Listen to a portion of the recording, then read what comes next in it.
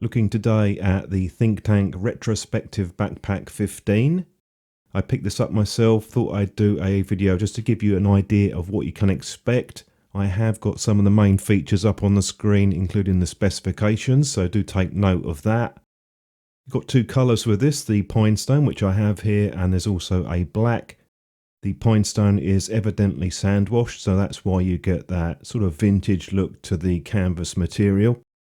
What I would do is give you an unboxing exactly as I got it so you can see what you get included, and I'll also add some of my thoughts as I go along in the video. I will timestamp key points, so do keep a lookout for that. Front flap is held in place with two of these buckles. I have to say I do quite like this design. It is easier to open than it might look, and there is a reason for that which I will now show you. On the inside you can see that these straps are lined with nylon, and that just makes it a bit easier to pull out the metal buckles. On the front of the backpack we have that flap there with some Velcro on it, so you can lift that up, and the inside of that we have another panel. This is in addition to what's already inside. I've got sizes up on screen for you as I go along. You can do quite a few things with this, and I'll give you some examples of that later on. Inside this front flap you have quite a few compartments there, and there's also another Velcro patch, so you can actually put that down and hold that in place so it doesn't flap around. The first one is the zipped compartment, so I'll open that up. On the inside of that there is a sewn in strap with a plastic clip on the end. You could attach maybe keys or something else like a memory card wallet if you have a loop on that. I know the Think Tank accessories do have loops on them, many of them. Got the size up there on the screen for you. It's about 21 centimeters across, and it doesn't go the whole way down. It's about 18 centimeters in depth. I've tried to show pictures of some of the other pockets that you get included, and it's a bit tricky to do because of the angle, but you do get a sewn in loop, the red one on the left, two pen holders, two card holders, and there is another larger compartment on the side of those. Quite a bit of space in that front pouch. It does expand out. I believe it's around about 5 litres extra capacity. We have a flap on the top, and that has a zip going all the way around. That is a bit tricky to open. You really do need to use two hands for that. Once you have that open, that gives you access to the inside, so you have top and back access on this backpack. Here's the other panel that I took out earlier, and with this you can create a different area at the top if you wanted to. You do have another Velcro patch there that you can put that flap onto so that it opens automatically when you open the front flap. Alternatively, there is another compartment which is also held closed by Velcro, and you can push that flap up there if you want to. I quite like the prospect of having a quick access point at the top. Wouldn't really use a side access point myself. This is the laptop compartment, and you can see there that's got a Velcro closing on it as well. Size on that, it's for around about a 15-inch screen, and I've put the dimensions up on screen for you. I have measured it myself. We now go on to the side, and this has quite an interesting design. We do have a strap going along the top, and we have another buckle with a closure there that you can open up, and this can be used for a few things, and you'll see we've got more Velcro pads on the side. This also has a padded base which you can open out.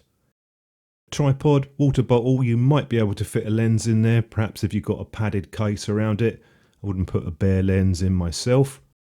Possibly a flash gun, it's an option to do that, so you have a few different configurations you can do with this bag. It is quite customizable.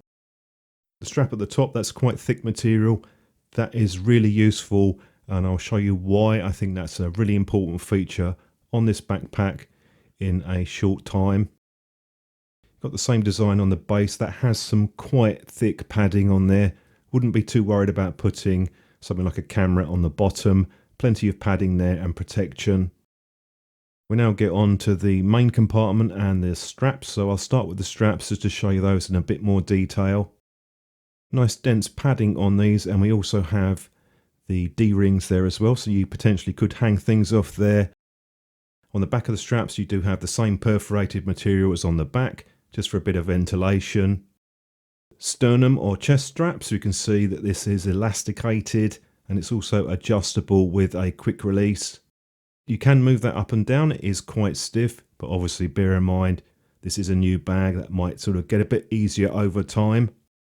You'll see these brown elasticated loops that Think Tank have included on pretty much all the straps, and I like that because it keeps the excess length of the straps out of the way, so you can just push them back up underneath that and keeps them from flapping around. It can be a little bit annoying with some of these backpacks to have so much slack moving around. Same sort of concept with the waist belt. If you want to sort of adjust the length, you also have your quick release buckle. And another thing that I like is that you can completely remove that if you want to. If you're not going to use it, you can just take it off. Onto the back compartment, this is with the double zippers, and I'll give you a close-up shot on those so you can have a quick look. YKK, good quality with the leather tabs. I'll open it up now, and this is exactly as it comes out of the box as such. The card that's included inside just gives you a couple of ideas for the layout. Obviously this is quite customizable. It's going to vary significantly depending on what you're using. You could actually take everything out and just turn it into a normal backpack. You've got some pretty substantial padding on that part, which is what you'd expect because that's where your back is. You want some comfort. Around the zips you'll notice there is an edge that overlaps that will stop the metal from being exposed when you zip it up.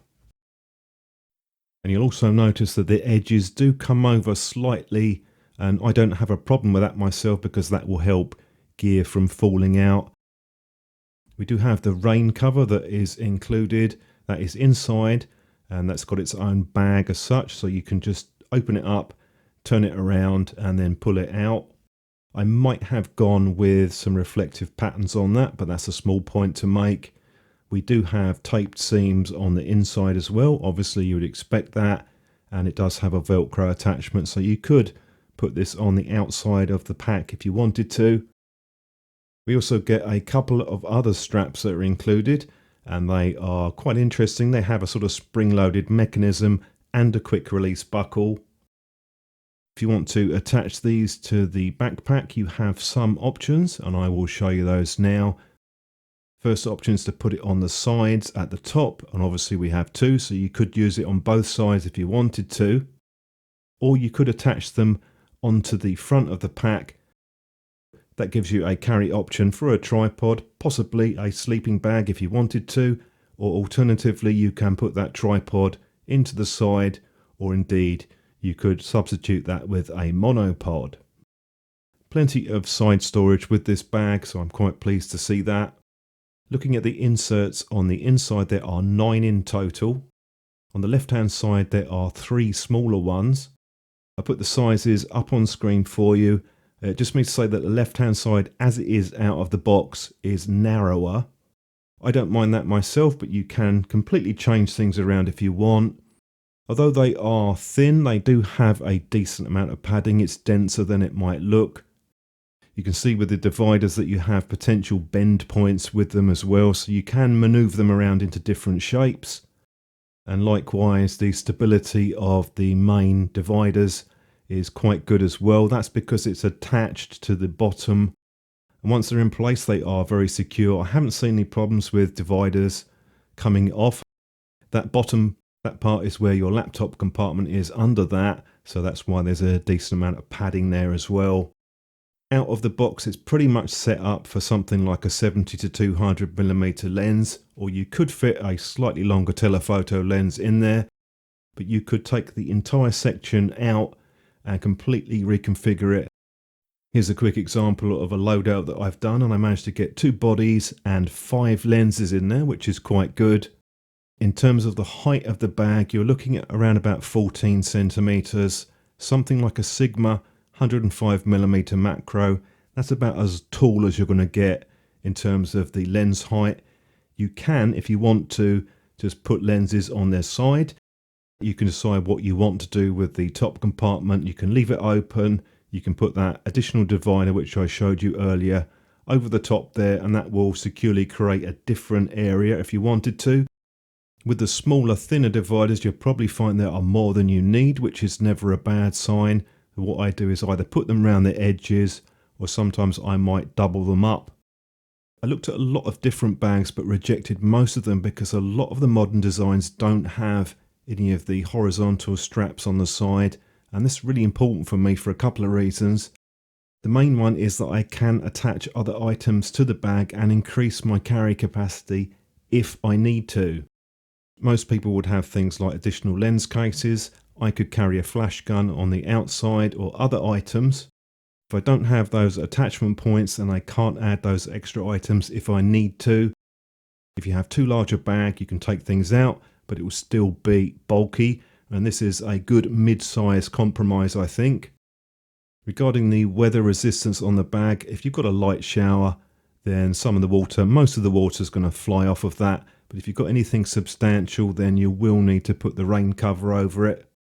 It's a good fit. There's enough space there if you have something like a water bottle attached on the outside. Can you fit a gripped camera in the bag? The answer is yes. It depends on the size of the camera.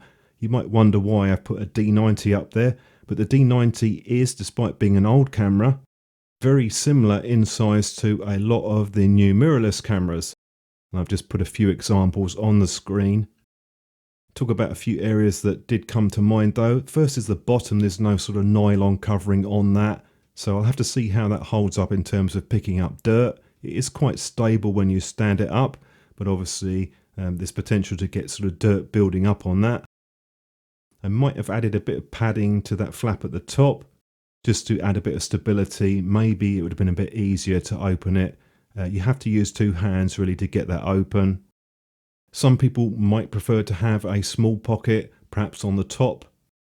I know you can get add-on pouches from Think Tank, some tactical pouches as well. I've got one of those, so I put a link to that down below. Can be quite useful, but I might have preferred to have had an option to just have a small pocket on the top.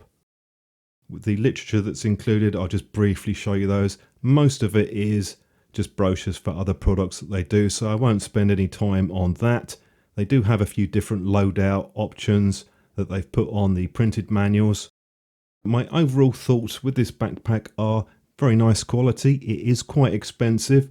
I have to say that it is far from a cheap backpack. I really need to use this more to see how I feel about it long term. But I do like most of the things that Think Tank have done in terms of the design, and the quality of materials does feel very good. I've tried to show this in as much detail as I can, but if you have any questions, then do drop a comment down below.